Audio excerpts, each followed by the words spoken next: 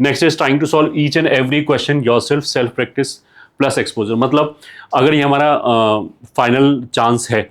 तो देखो actual examination में क्या होता है कि जो मान लिया 25 क्वेश्चन आए मैथमेटिक्स के अंदर, तो जो बच्चा अच्छा स्कोर करता है उसको बहुत सारी क्वेश्चंस की प्रैक्टिस का एक्सपोजर होता है, तो उन 25 में से उसे 8-10 क्वेश्चन ऐसे मिल जाते हैं जो उसने पहले से देख रखे होते हैं, सिमिलर कॉन्सेप्ट के होते हैं, तो वहां बैठ के उसको फ्रेश नहीं सोचना पड़ता, इसलिए वो उन क्वेश्चनों को बहुत जल्दी कर लेता है। विज अविज दूसरा बच्चा अगर जिसको एक्सपोजर कम है, भले ही उसको कॉन्सेप्ट समझ में आ गया होगा, बट अगर वो फ्रेश सोच रहा है हर क्वेश्चन पे,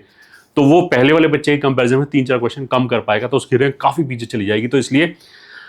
knowledge is definitely required, but वो 3 घंटे के अंदर उन 75 क्वेश्चन में से ज़्यादा से ज़्यादा क्वेश्चन सॉल्व करने के लिए आपको पास अच्छा एक्सपोजर भी होना चाहिए, आपको खूब सारे क्वेश्चन करे हुए होने चाहिए, ताकि पेपर में आपको काफ़ी क्वेश्चन दिखे दिखे से लगेंगे। मेंस के पेपर में तो ऐसा खूब सारा होता है, एडवांस में भले ही ऐसा हो सकता है कि मैक्सिमम नंबर ऑफ क्वेश्चन जो होते हैं वो नए ही होते हैं, पहली बार ही देख रहे होते हैं, बट फिर भी कॉन्सेप्ट जो मिलती जुलती अगर हमने कर रखी है तो that gives us A head start.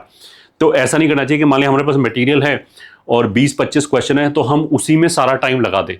There should be a balance, हमें खुद भी जरूर प्रैक्टिस करना चाहिए, वरना हमें सॉल्व करने की मतलब सोचना ही नहीं आएगा, हम तुरंत सोल्यूशन पे कूदेंगे तो। बट अगर मेरे पास मान लिया डेली 3-4 घंटे अवेलेबल है प्रैक्टिस करने के लिए, फॉर एग्जांपल मान लिया मैथ में मेरे को 4 घंटे के अंदर प्रैक्टिस करनी है, तो एक तो ये कि हम ईच एंड एवरी क्वेश्चन खुद सॉल्व करें, और उस 4 घंटे में मे भी मान लिया हमने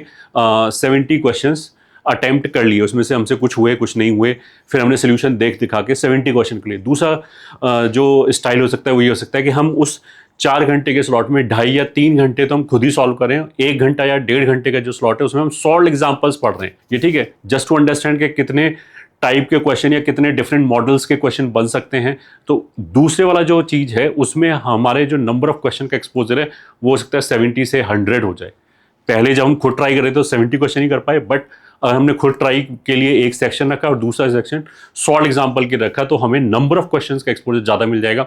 अच्छा, डेफिनेटली जब हम क्वेश्चन खुद करते हैं तो उसका हमारे ब्रेन में जो स्टेबिलिटी है वो ज़्यादा टाइम तक रहता है, इसमें कोई डाउट नहीं है, ये ठीक है। But we need to keep a balance. जिस क्वेश्चन का हमने सोल्यूशन पढ़ा होगा वो हम ऐसा हो सकता है कि कुछ टाइम बाद हम एग्जैक्टली भूल जाएं, बट जो कॉन्सेप्ट था वो बैक ऑफ माइंड में रहता है and it can help you solving other questions also. तो इस चीज़ का जरूर ध्यान रखें कि